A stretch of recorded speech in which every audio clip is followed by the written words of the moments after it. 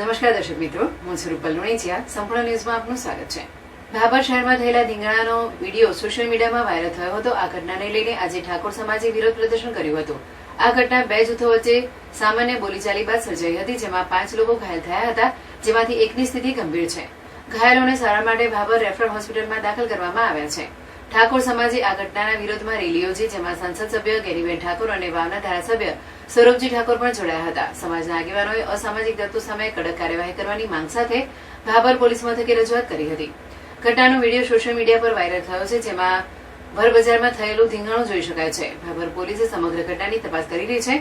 બનાસકાંઠાના સાંસદ ગેનીબેન ઠાકોરે જણાવ્યું હતું કે અમે અસામાજિક તત્વો સામે કડક કાર્યવાહી કરવાની માંગણી કરીએ છીએ. આ વિસ્તારના ભાભર સિટીનું વાતાવરણ અસામાજિક તત્વો દ્વારા બગાડવામાં આવી રહ્યું છે.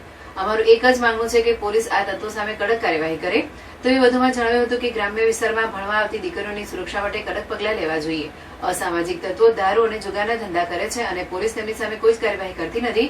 ભાભર ટાઉનની પોલીસની જવાબદારી છે કે તેઓ આ તત્વો સામે કડક કાર્યવાહી કરે.